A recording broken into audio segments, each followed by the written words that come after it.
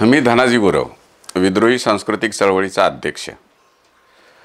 आपल्याला थोडा आज भारत सरकारने जे नवीन लागू केलेलं शिक्षण धोरण आहे, राष्ट्रीय शिक्षण धोरण 2020, त्याच्याबद्दल चर्चा करणं आवश्यक आहे. या धोरणाबद्दल अनेक प्रश्न आहेत आणि या धोरणाची काही वैशिष्ट्ये आहेत. आपल्या समाजावर, समाज रचनेवर, देशाच्या भविष्यावर याचा काय परिणाम होईल, हे काही मुद्दे महत्त्वाचे आहेत. ते या शिक्षण धोरणामध्ये कसे येतात हे आपल्याला बघायला पाहिजे. शिक्षण धोरण हे महत्त्वाचं असतं, कारण असं म्हणतात की एखाद्या देशाला जर बर्बाद करायचं असेल तर फक्त बॉम्ब आणि शस्त्राने हल्ले केले पाहिजेत असं नाही. त्या देशाचं शिक्षण धोरण जर बर्बाद झालं तर 6-7 वर्षामध्ये तो संपूर्ण देश बर्बाद होऊ शकतो. कारण देशाचं भविष्य हे शिक्षण धोरणामध्येच असतं. त्यामुळे शिक्षण धोरण महत्त्वाचं आहे.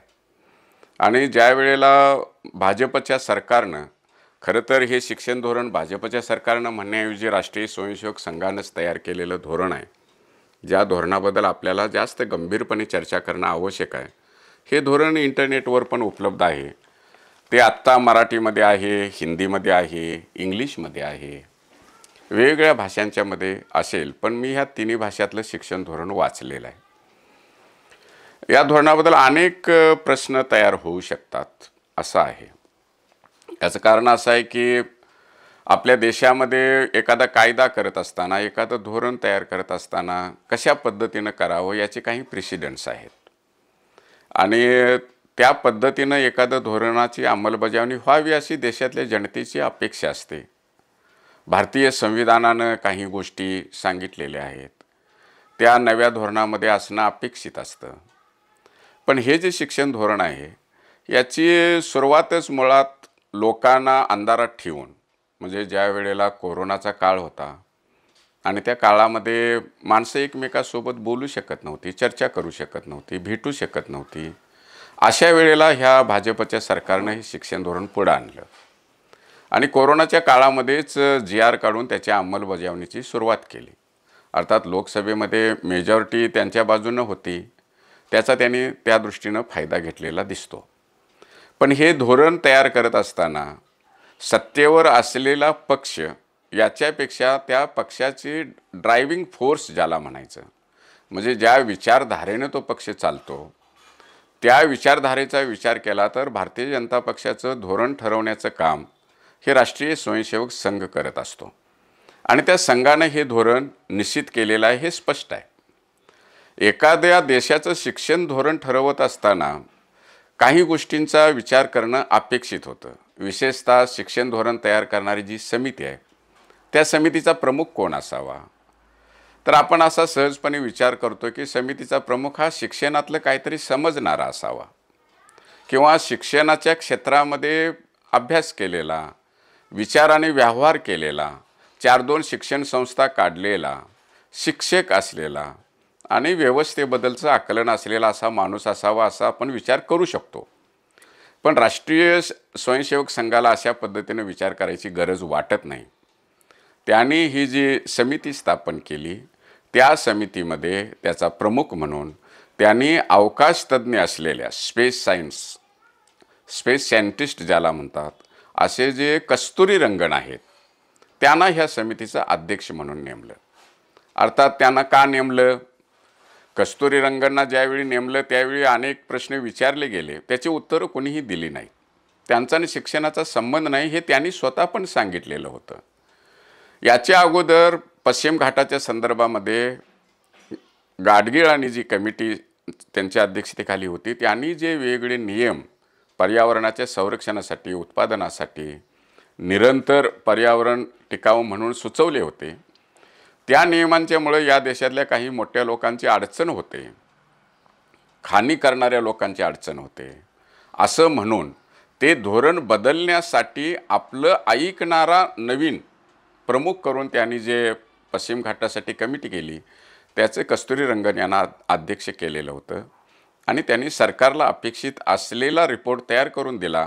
हा रिपोर्ट तयार करण्याचा त्यांचा अनुभव ह्या देशाच्या शिक्षणाच्या संदर्भामध्ये वापरण्याचं सरकारनं आणि RSSनं ठरवलेलं दिसतं. म्हणून ज्यांचा शिक्षणाशी काहीही संबंध नाही अशा कस्तुरीरंगनच्या नेतृत्वाखाली हे शिक्षण धोरण तयार करण्यात आलेलं आहे. हे शिक्षण धोरण ज्यावेळी तयार केलं त्यावेळी ते फक्त इंग्रजी भाषेतच केलं आणि सगळ्या नेटवर टाकलं. या देशामधल्या ज्या मान्यताप्राप्त 14 आणि नंतरच्या 36-24 भाषा आहेत, संविधानाच्या दृष्टीनं ज्या लोकसभेमध्ये वापरल्या जातात, त्या इतर कुठल्याही भाषेमध्ये हे धोरण टाकलं गेलं नाही, लोकांच्या चर्चेला आलं नाही. काही लोकांच्या आरड्याओरड्यानंतर मग हिंदीमध्ये आलं आणि मग बऱ्याच दिवसानंतर हे धोरण मराठीमध्ये आलं. म्हणजे लोकांचा प्रतिसाद, लोकांचं त्याच्यातला सहभाग हे धोरणकर्त्यांना अपेक्षित नव्हतं असा त्याचा अर्थ होतो. त्यामुळं ज्यांच्या हेतूबद्दलच संशय घ्यावा तो सगळा हेतू हा त्यांच्या व्यवहारातून पण स्पष्ट होतो. हा आपल्या दृष्टीनं महत्त्वाचा मुद्दा आहे. दुसरा मुद्दा आहे की ज्या समाजामध्ये आपण शिक्षण देणार आहोत त्या समाजाची सामाजिक आर्थिक परिस्थिती काय आहे याचा अभ्यास करून त्याच्यावर शिक्षणाच्या दृष्टीनं काय उपाय आहे. आणि त्याला जोडून असलेला मुद्दा असा आहे की भारतीय संविधानानं शिक्षणाच्या बाबतीमध्ये काय सांगितलेलं आहे. हे जर 2 मुद्दे विचारात घ्यायचे ठरवले तर या धोरणामध्ये राज्यकर्ते असलेल्या राष्ट्रीय स्वयंसेवक संघाचा विचार करून हे दोन्ही मुद्दे समजून घेणं आपल्या दृष्टीनं महत्त्वाचं आहे.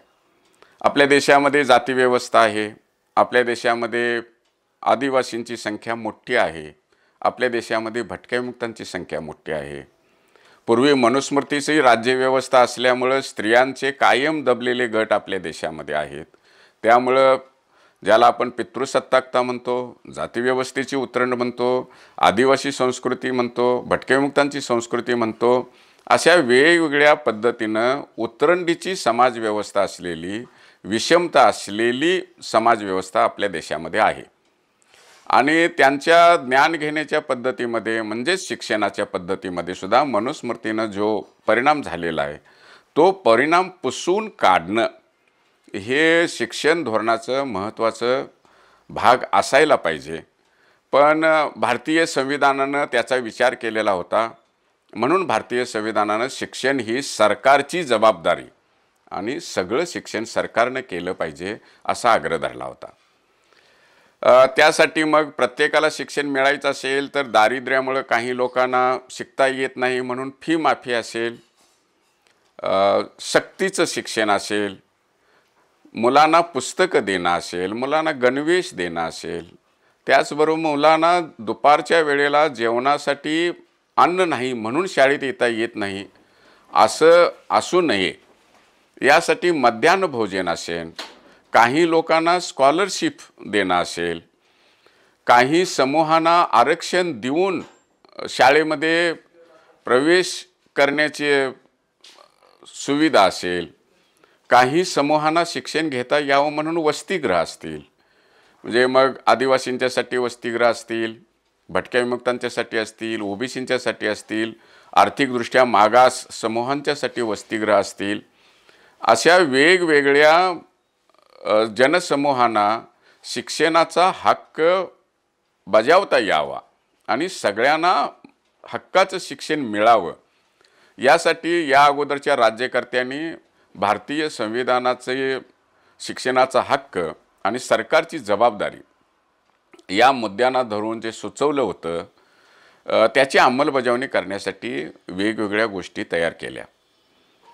ज्यावेळी आपण एखाद्या देशाचं शिक्षण धोरण विचार करतो त्यावेळेला या आधीच्या संविधानाला धरून केलेल्या सुविधांचं आपण पुढं काय करणार आहोत आणि त्यातली सरकारची जबाबदारी नेमकी काय असणार आहे याची स्पष्टता असणं आवश्यक आहे. पण एकंदरीत हे शिक्षण धोरण वाचल्यानंतर असं लक्षात येतं की राष्ट्रीय स्वयंसेवक संघानं या देशाचं शिक्षण धोरण ठरवताना त्यांच्या विचाराला म्हणजे मनुस्मृतीच्या विचाराला धरून शिक्षण धोरण ठरवलेलं आहे याची खात्री वाटावी अशा पद्धतीनं त्यांनी या सर्व मुद्द्यांच्याकडे दुर्लक्ष केलेलं आहे. या शिक्षण धोरणाचं सगळ्यात महत्त्वाचं वैशिष्ट्य असं आहे की प्रत्येकाला शिक्षण देणं ही सरकारची जबाबदारी आहे आणि त्यासाठी आवश्यक असलेल्या तरतुदी सरकारनं कराव्यात याला महत्त्व दिलेलं नाही आहे. महत्त्व कुठल्या गोष्टीला दिलेलं आहे तर हे धोरण ठरवताना महत्त्व अशा गोष्टींना दिलेलं आहे की परस्पर विरोधी वेगवेगळ्या पद्धतीची असे शब्दांची फुलोरी करणारी भाषा आणि एकमेकाच्या विरोधात अर्थ निघतील अशा वाक्यांची रचना अशी भरमसाठ योजना या शिक्षण धोरणाची मांडणी करताना केलेली आहे. त्यामुळं राज्यकर्ते कोण आहेत आणि त्यांचा उद्देश काय आहे याच्यावर सगळ्या गोष्टींचा बोजवारा उभा राहतो किंवा ज्याला आपण डोलारा म्हणतो तो उभा राहतो. आणि जर तुम्ही व्यवस्थित अंमलबजावणी केली नाही तर मग बोजवारा उडतो हे पण आपल्याला माहिती आहे. या शिक्षण धोरणाचं महत्त्वाचं अंग जे आहे ते प्रत्येकाला शिक्षण देण्यासाठी आत्तापर्यंत महाराष्ट्रामध्ये ज्या नागरी सुविधा केलेल्या होत्या, प्रत्येक गावामध्ये शाळा, मुलांना त्यांच्या जन्मस्थळापासून किंवा राहण्याच्या स्थळापासून 2 किलोमीटर 3 किलोमीटर अंतराच्या आत प्राथमिक शाळा, ह्या सगळ्या गोष्टींचा आता उलटा अर्थ काढला गेलेला आहे. आणि महाराष्ट्र सरकारनं ज्यावेळी फडणवीस सत्तेवर होते मागच्या वेळेला, त्यावेळी त्यांनी 20 फुटाच्या आतल्या शाळा बंद करण्याचा निर्णय घेतला आणि त्यावेळी सगळ्या महाराष्ट्रभर गदारोळ झाला. मग 20 फुटाचा आकडा कुठून काढला? 19 असेल तर शाळा बंद, 21 असेल तर शाळा सुरू, असं कशासाठी? हे त्यावेळी जरी स्पष्ट होत नसलं तरी आत्ता ह्या शिक्षण धोरणाला समाजामध्ये आल्यानंतर आणि सगळ्यांनी वाचल्यानंतर स्पष्ट झालेलं आहे की फडणवीसांनी राष्ट्रीय स्वयंसेवक संघाच्या विचाराला धरून या शिक्षण धोरणाची अंमलबजावणी त्याच वेळा सुरू केलेली होती. कारण या शिक्षण धोरणामध्ये असं म्हटलेलं आहे की लहान लहान शाळा परवडत नाहीत आणि मग त्यातून अडथळे तयार होतात ज्ञानार्जनासाठी. तर मग त्या शाळांना परिपूर्ण करण्यासाठीचा निधी उपलब्ध करणं आणि त्या शाळा परिपूर्ण होतील आणि प्रत्येक विद्यार्थ्याला संतुलित शिक्षण मिळेल यासाठीच्या रचना उभा करणं, याच्याऐवजी फडणवीस सरकारनं, राष्ट्रीय स्वयंसेवक संघाच्या सरकारनं शाळाच बंद करण्याचा निर्णय घेतला. अर्थात मनुस्मृतीच्या विचाराचा जर आपण अभ्यास केला तर आपल्याला असं दिसेल की बहुजन समाजाला ज्ञान द्यायचंच नाही आणि स्त्रियांना ज्ञान द्यायचंच नाही, असं जे मनुस्मृतीचं धोरण होतं त्याचीच वेगळ्या पद्धतीनं अंमलबजावणी ही या नव्या शैक्षणिक धोरणाला धरून चाललेली आहे. म्हणून मग 10 किलोमीटर आणि 5 किलोमीटरच्या मध्ये एक शैक्षणिक संकुल म्हणजे एज्युकेशनल कॉम्प्लेक्स असं जे अनेक गोष्टींचे त्याने शब्दांचे फुलोरे उभे केलेत, तसा हा एक एज्युकेशन कॉम्प्लेक्स नावाचा शब्दप्रयोग, संकल्पना त्यांनी या धोरणामध्ये मांडलेली आहे. म्हणजे 10 किलोमीटरमध्ये एक फुल फ्लेज चालणारी शाळा असेल, बाकीच्या शाळांच्या बाबतीमध्ये काहीही विचार केला जाणार नाही.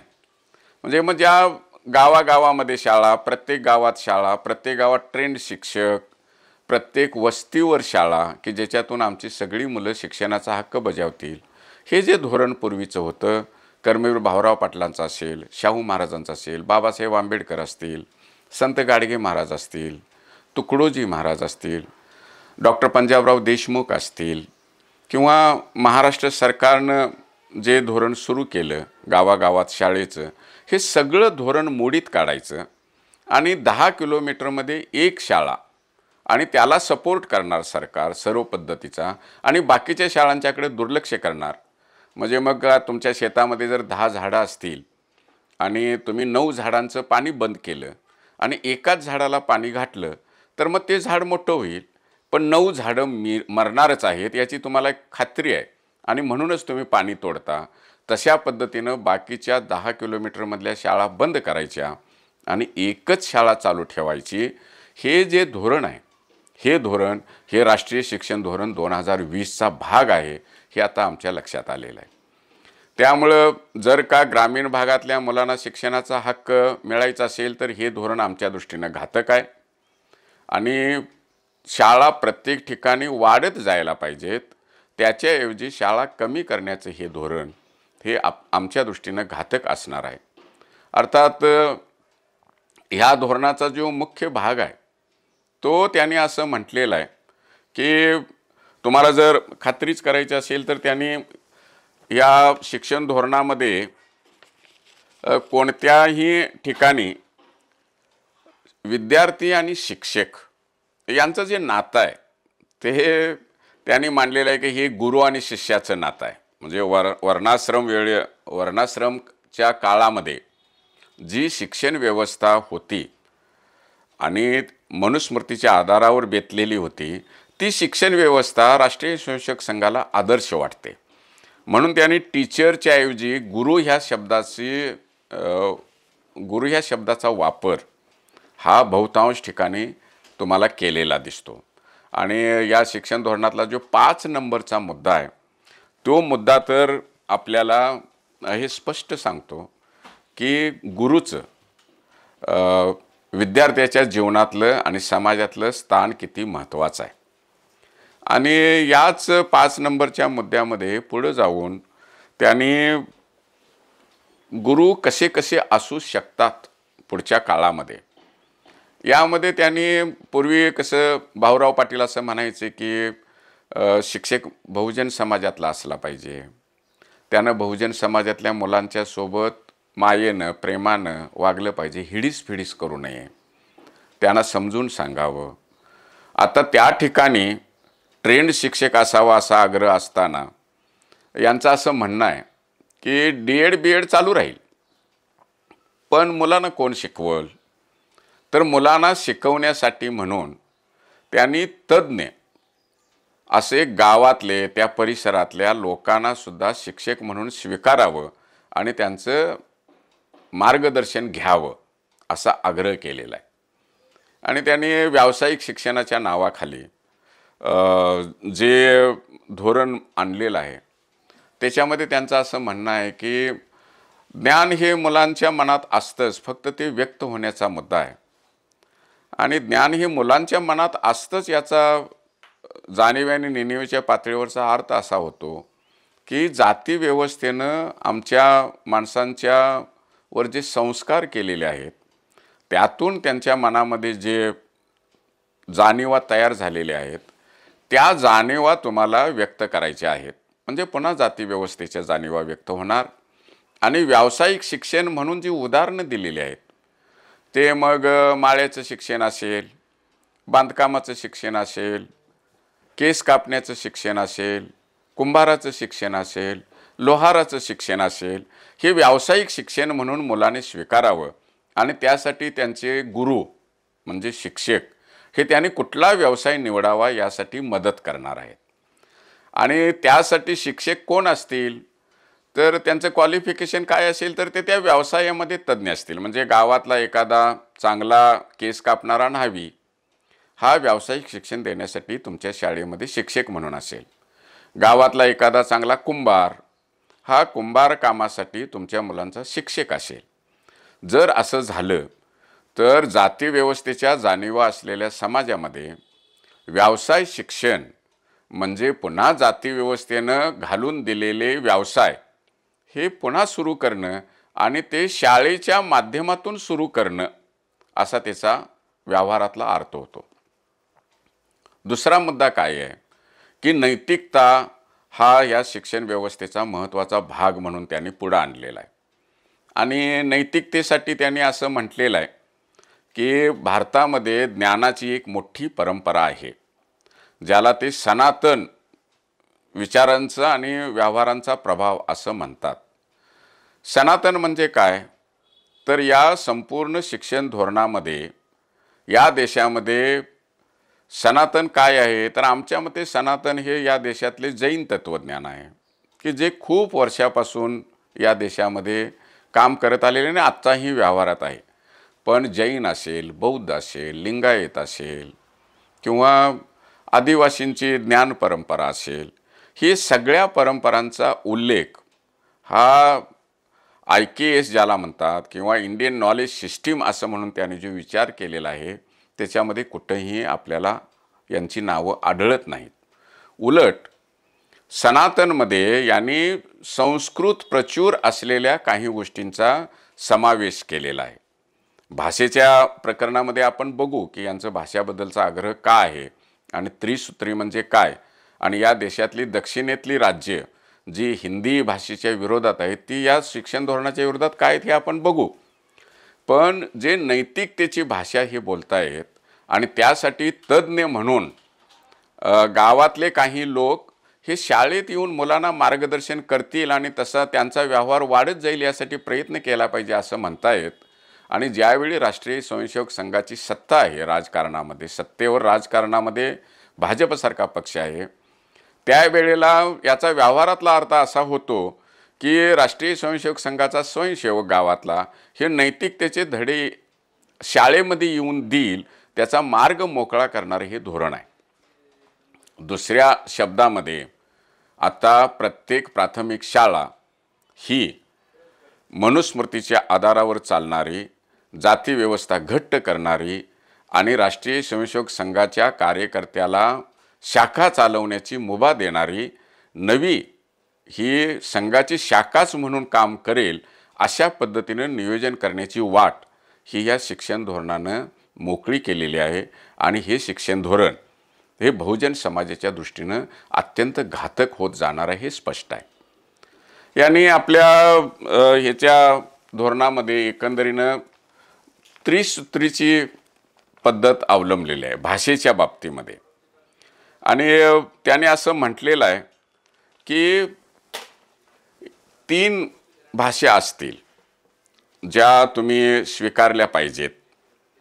त्यातली पहिली भाषा आहे हिंदी, दुसरी भाषा आहे इंग्लिश आणि तिसरी भाषा आहे तुमची मातृभाषा. आता तुमची मातृभाषा ही शिक्षणाचा भाग असेलच, त्रिसूत्रीचा भाग असेल, पण तुम्हाला आणखीन हिंदी ही शिकवावीच लागेल आणि राष्ट्रीय भाषा म्हणून तुम्हाला संस्कृतसुद्धा सगळीकडे उपलब्ध राहील असं या शिक्षण धोरणानं म्हटलेलं आहे. आणि संस्कृतचा प्रभाव कसा वाढत जाईल यासाठीचं सगळी व्यवस्था ही या शिक्षण धोरणामध्ये करण्यात आलेली आहे.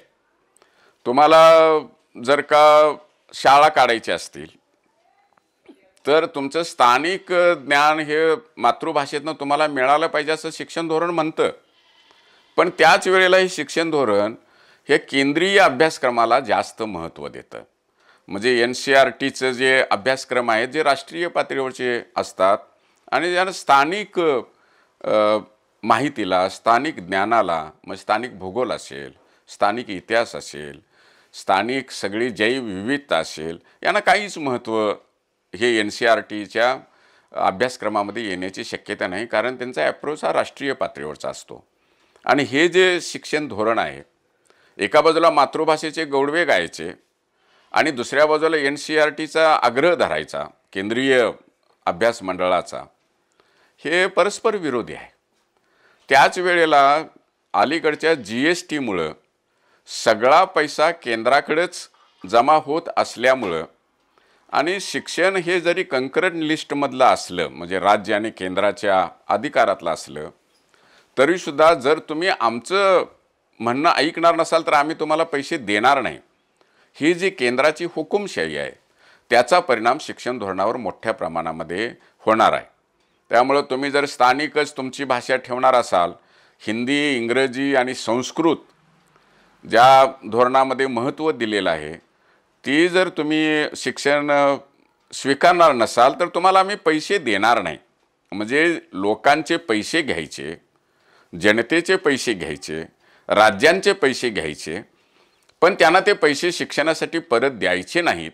जर तुम्ही आमचं धोरण स्वीकारणार असेल, हिंदी भाषा, संस्कृत भाषा जर तुम्ही मुख्य भाषा म्हणून स्वीकारणार असाल, इंग्रजी आणि तुमची स्थानिक भाषा राहील, पण ह्या भाषा स्वीकारल्याच पाहिजेत आणि त्याच्यावरच तुमचा निधी द्यायचा की नाही आम्ही ठरवू, असं जर होणार असेल तर या देशामध्ये जी मेलेली भाषा आहे, जी निरुपयोगी भाषा आहे, जी देशामध्ये कुणीही मोकळेपणाने व्यवहारामध्ये वापरत नाही, ती संस्कृत भाषा, ज्याला देवांची भाषा, ब्राह्मणांची भाषा म्हणून आत्तापर्यंत ओळखलं गेलं, ही सगळ्या समाजावर लादण्याचं हे जे सांस्कृतिक राजकारण आहे ते ह्या शिक्षण धोरणाचा मुख्य गाभा आहे, हे आपण लक्षात ठेवायला पाहिजे.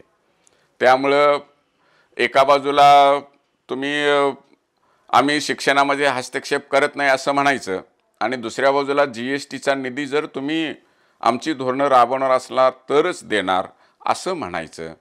हे म्हणजे तुम्हाला दाखवायचं एक आणि करायचं एक, हे या धोरणाचं सर्वत्रच असलेलं वैशिष्ट्य आहे.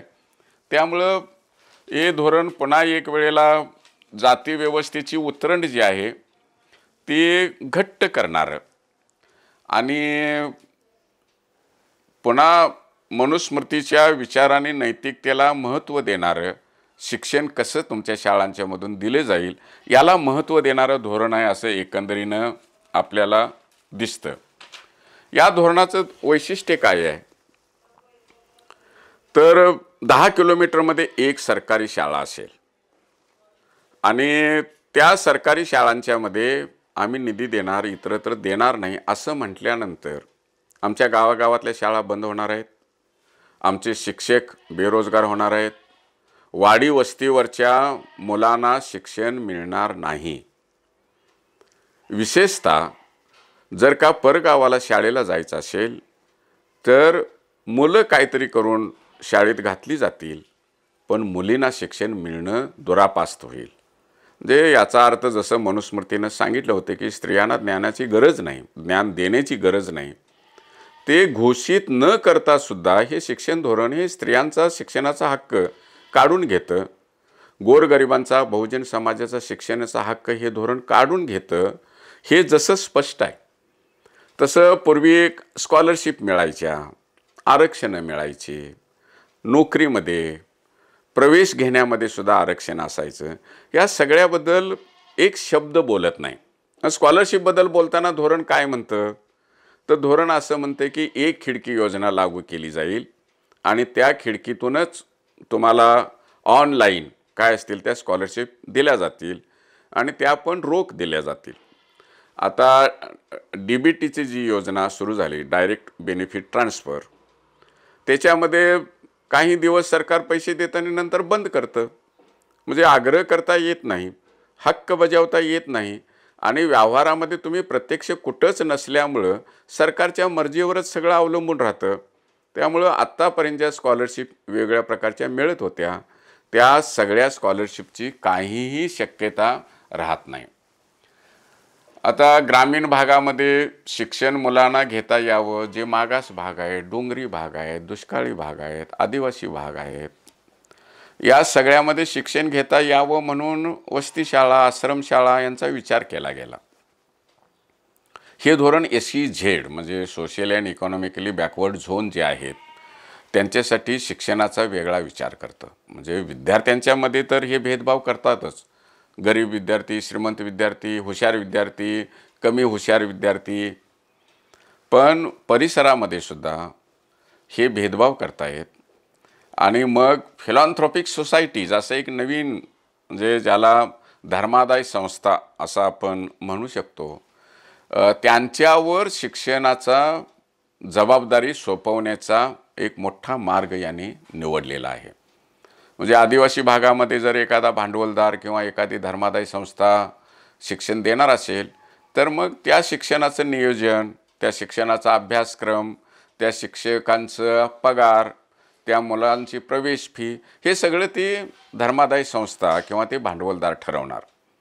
सरकार जबाबदारी म्हणून तिथं काहीच करणार नाही.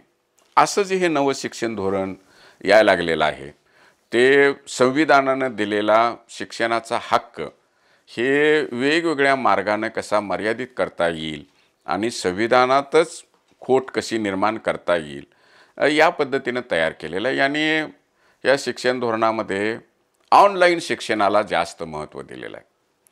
त्यांचं असं म्हणणं आहे की किमान 40% आणि नंतर 60% शिक्षण हे ऑनलाईन झालं पाहिजे.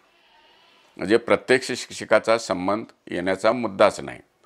आता ऑनलाईन शिक्षण घ्यायचं असेल तर त्या दृष्टीनं आवश्यक असलेल्या जे शिक्षणाची साधनं आहेत, विशेषतः स्मार्टफोन आणि तुमच्या ऑनलाईन जाण्यासाठी म्हणून नेटचं रेंज ज्याला आपण म्हणतो किंवा नेट उपलब्ध असणं, हे डोंगर दऱ्यातल्या मुलांच्या दृष्टीनं, ग्रामीण भागातल्या मुलांच्या दृष्टीनं कसं शक्य आहे.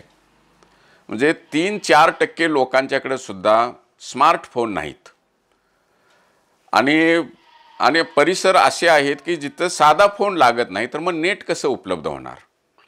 आणि मग नेट उपलब्ध करून देण्यासाठी मग पुन्हा जिओवाले असतील, मग पुन्हा अदानी आले, पुन्हा अंबानी आले, पुन्हा मस्क आले. या सगळ्या कंपन्यांना मोठं करायचं आणि त्यांच्याकडून नेट सगळीकडे घ्या म्हणून आग्रह करायचा आणि लोकांना पुन्हा खड्ड्यात घालायचं, असं हे धोरण आहे. त्यामुळं ऑनलाईन शिक्षणामधून मुलं काय शिकतात याचा अनुभव कोरोनाच्या काळामध्ये सगळ्या देशाने घेतलेला आहे. आता तेच धोरण यांना पुढं चालवायचं आहे. त्यांचं एकंदरीत शिक्षणाच्या बाबतीतलं म्हणणं हे जसं प्राथमिक शिक्षणाच्या बाबतीत आहे, तसं यांचं उच्च शिक्षणाच्या बाबतीत सुद्धा धोरण वेगळं आहे. म्हणजे अमेरिकेमध्ये 4 वर्षाची डिग्री आणि भारतामध्ये आत्तापर्यंत 3 वर्षाची डिग्री होती. आता यांचा कल परदेशात जास्त आहे. यांची मुलं शिकायला परदेशात जातात. मग तिथं 4 वर्षाची डिग्री असल्यामुळे यांना परत 1 वर्ष वाट बघावी लागते. म्हणून मग यांनी आता परदेशात जाणं सोयीचं व्हावं म्हणून की काय, आपल्या देशामधलं उच्च शिक्षणसुद्धा 4 वर्षाच्या डिग्रीचं करायचं ठरवलं. अर्थात आपल्याकडं प्राथमिक शाळा, माध्यमिक शाळा, ज्युनियर कॉलेज आणि सिनियर कॉलेज, पोस्ट ग्रॅज्युएट आणि विद्यापीठ अशी जी रचना होती, ती रचना आता यांना मोडून काढायची आहे. त्यामुळं आमची मोठ्या गावातली ज्युनियर कॉलेज असतील, हायस्कूल असतील, ही सगळी यंत्रणा नष्ट होण्याच्या मार्गावर जाणार आहे. कारण यांचं धोरण असं सांगतं की 3000 विद्यार्थी असायला पाहिजेत कॉलेजसाठी म्हणून, आणि किमान 15 एकर म्हणजे किमान 6-7 हेक्टर जमीन एका ठिकाणी सलगपणे तुमची असली पाहिजे, तर मग तुम्ही तुमचं कॉलेज म्हणून काम करू शकता, महाविद्यालय म्हणून करू शकता. आणि यांचं असं म्हणणं आहे की आता विद्यापीठांची गरज नाही. विद्यापीठ संलग्न कॉलेजेस ही संकल्पनाच संपवायची आहे आणि ते चॅलेंज म्हणून 30 सालापर्यंत म्हणजे 2030पर्यंत सगळी संलग्न महाविद्यालये बंद करायची, असं त्यांच्या धोरणाचा भाग आहे. ही संलग्न महाविद्यालये बंद करायची म्हणजे कशी करायची, तर त्याच विद्यालयांना डीम्ड युनिव्हर्सिटी असं जे आपण म्हणतो त्याकडे यांना घेऊन जायचं आहे. आणि मग ते कॉलेज हे स्वयंपूर्ण असेल, म्हणजे ते कॉलेज हे स्वतःचा अभ्यासक्रम स्वतः ठरवेल, पगार शिक्षकांचे काय असावेत स्वतः ठरवेल, प्रत्येक वर्ष स्वतंत्र असेल. म्हणजे एखादा विद्यार्थी जर का BAच्या पहिल्या वर्षाला आला तर तो पहिल्या वर्षाची डिग्री त्याला मिळेल. मुळातच दारिद्र्य असलेल्या, ज्ञान मिळवण्याबद्दलचं अपेक्षा कमी असलेल्या जाती व्यवस्थेच्या समाजामध्ये जर आपण वेगळ्या पद्धतीनं आग्रह केला नाही तर ज्ञानार्जनाची शक्यता कमी होते. आणि म्हणून मुलं शाळा सोडू नयेत आणि त्यांनी शाळा पूर्ण कराव्यात म्हणून आत्तापर्यंत प्रयत्न केला गेला. हे जे संघाचं धोरण आहे ते मात्र असं म्हणतं की तुम्हाला शिकायचं असलं तर 1 वर्ष शिका, 2 वर्ष शिका, 3 वर्ष शिका, त्याची वेगवेगळी डिग्री तुम्हाला दिली जाईल. तुम्ही ॲडमिशन घ्या आणि तुम्ही शाळा सोडून पुन्हा समाजामध्ये जा, मोकळीक आहे तुम्हाला.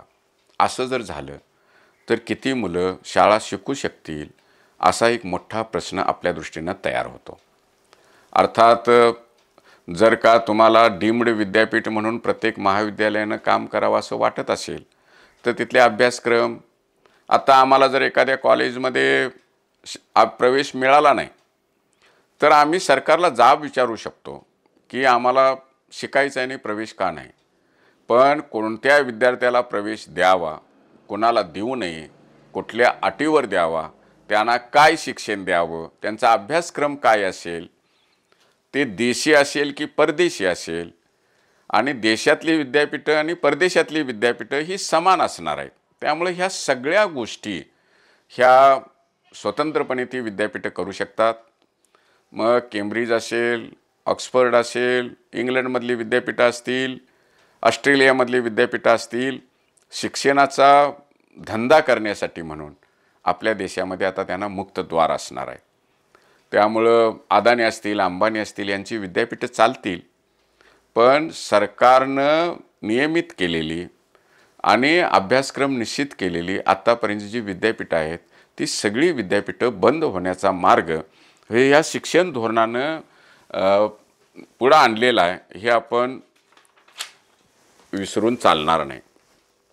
त्यामुळं मला असं वाटतं की फक्त एस-टी बंद झाली तर 16% मुलींच्या प्रवेशावर आणि शाळेतल्या कॉलेजमधल्या हजेरीवर परिणाम होतो, असं आमच्या भागातल्या पदवीधर मतदारसंघाचे आमदार अरुण लाड यांनी विधान परिषदेमध्ये सांगितलेलं आहे. म्हणजे फक्त एस-टी बंद होण्यामुळं जर 16% मुली घरात बसणार असतील तर अशा प्रकारची या धोरणाची अंमलबजावणी केली तर किती मुलं शाळा शिकू शकतील, किती मुली शाळा शिकू शकतील, गोरगरिबांना शिक्षण मिळेल का? लोकांना जर आरक्षणं मिळणार नसतील आणि नोकऱ्या मिळणार नसतील तर आत्ता जे बहुजन समाजातले शिक्षक आहेत त्यांचं काय होईल? नवे शिक्षक तयार होतील का? मुलं शाळा शिकतील का? मुली शाळा शिकतील का? ह्या सगळ्या प्रश्नांची उत्तरं ही राष्ट्रीय स्वयंसेवक संघाच्या या धोरणानं ही नकारार्थी दिलेली आहेत. हे शिक्षण धोरण शिक्षण हक्क म्हणून आम्ही जे संविधानानं आम्हाला दिला तो नाकारण्याचं महत्त्वाचं काम करतं. हे शिक्षण धोरण ही सरकारची जबाबदारी शिक्षणाची नाकारतं आणि पूर्ण शिक्षणाचं बाजारीकरण, म्हणजे ज्याच्याकडे पैसा आहे त्यानं शिकायचं आणि ज्याच्याकडे पैसा नाही त्यानं शिक्षण घेण्याची गरज नाही. म्हणजे पुन्हा जातीव्यवस्थेनं जे बहुजन समाजाला दारिद्र्यात ठेवलं त्या जातीव्यवस्थेतल्या राबणाऱ्या बहुजन समाजाला शिक्षणापासून तोडणारं आणि पुन्हा नव्या अंधकारामध्ये घेऊन जाणारं हे शिक्षण धोरण आहे. काहीही करून हे शिक्षण धोरण बदलण्यासाठी आपल्याला प्रयत्न करावा लागणार आहे.